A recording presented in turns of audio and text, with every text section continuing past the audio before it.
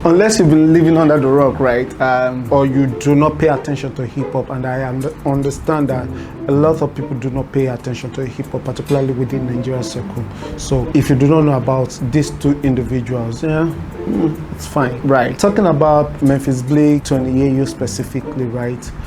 These are two more or less guys that grew up with two superstars, right? Memphis Bleek grew up with Jay-Z, lived in the same apartment building with Jay-Z, while Tony Yayo grew up in Queens, New York, with 50 Cent. Allegedly, they hustled together, right? So two things. Tony Yayo and 50 Cent are within the same age bracket, so I'm trying to create some context. While Jay-Z is like a big brother to Memphis Bleek, right? So Memphis Bleek appeared on Jay-Z's first album on the track Coming of Age, or Coming of Age, I don't know. Right, but 1996 Reasonable Doubt, and that was the first time anybody heard or know who Memphis Bleek is. Now, in terms of skills, we will not say Memphis Bleek is a top tier MC or one of those people you want to put within the bracket when you talk about great MCs. But then, I mean, he holds his own. Same with Tony Yayo. Tony Yayo basically hustled with 50, went to jail at some point. When he came back with the formation of G Unit, they came back, had the whole G Unit run, the whole mixtape run, where they destroyed the game. Like G Unit held it down for a couple of years, almost 6, 7, 8 years before the release of 50 Cent's first album, Get Rich or Die Trying, which is a classic, like an instant classic, right?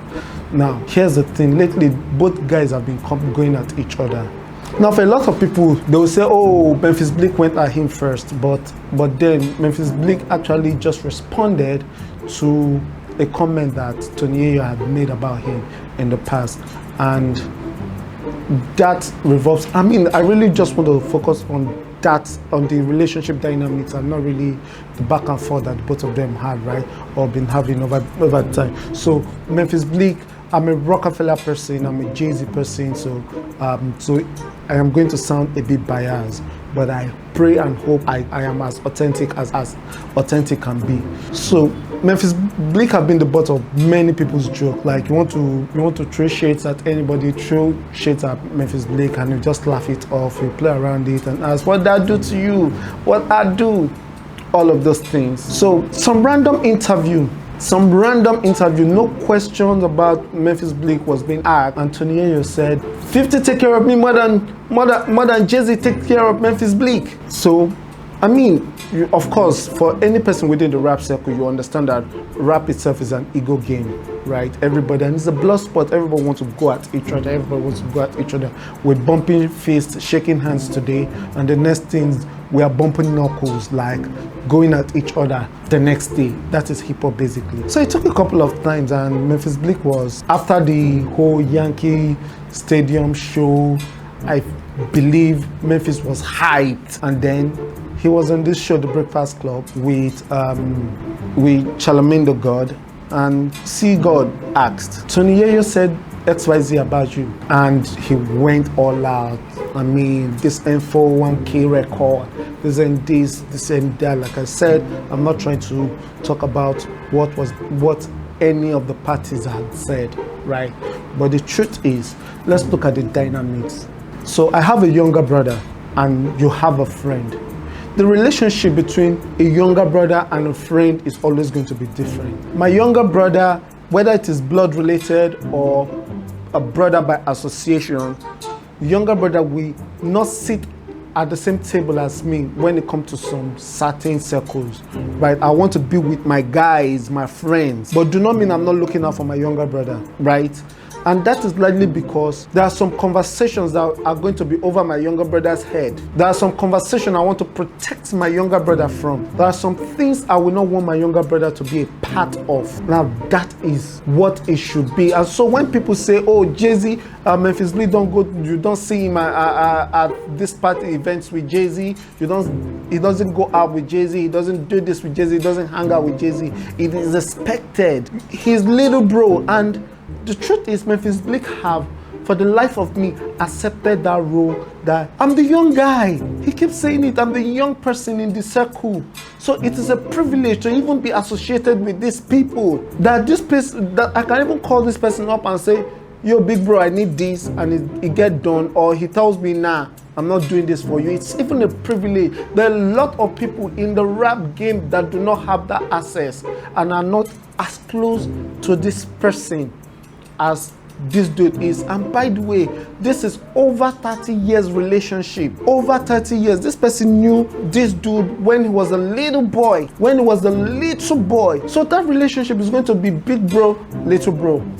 Now flip it to the other side. Fifth and Tony Yayo, they are within the same age bracket. 50 might be a little bit older than Tony Yayo, maybe. I honestly do not know their age, but I know that they are either in the late 40s or early 50s. I think 50 might be in his early 50s, maybe 51, 52, 53 or some. I don't know right now. And Tony Yayo, late 40s, 48, 49, maybe even 50. I don't know. But the relationship dynamic between two friends is always going to be different. So I want to go for a meeting. I can bring my friend along. I'm not taking my younger brother to a business meeting with me, but I can take my guy, my crew with me, right? My friends with me. So when people keep saying, yo, look at this, look at that, like this guy have access. Both guys have access to two of the biggest celebrities in hip hop. But one is a friend, while the other is a younger brother. So you do not expect the same privilege, the same level of association. The younger brother might even be more privileged, might even be better positioned than the friend. However, being seen together, proximity in public might be different. It might be that guy like, yo, go do this for me. Okay, that's the proximity. That's when they'll come talk, give advice, and then move on.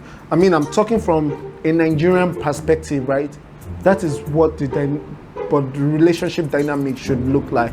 So whatever it is that you feel, and I know that in the last 1 week now, everybody is quiet a little bit after Uncle Mother went all out talking about, oh, I flew first class to Disney. I was this with my kids, I was that with my kids. I mean, all well and good. But the more you niggas open your mouth to talk, the more you people open your mouth to talk, the more you kind of make Memphis Bleek right. Particularly for even as someone that, even if I had never been a Memphis Bleek guy, right? Knowing fully well that this dude don't speak on other people's business like that, and everybody coming at him the moment he comes out, I'll say finally this guy's got some balls to speak. But again, I mean, come on, man, this guy performed at a Yankee Stadium, sold that event with Big Bro J. So he's hyped, like super hyped. So he wants to go all out and take life, punch faces, do whatever. So that was where I feel his rage came from. But then at the end of the day, man, I mean, we do what we do. We act the way we want to act, man. Nobody holds us back. Like, peace.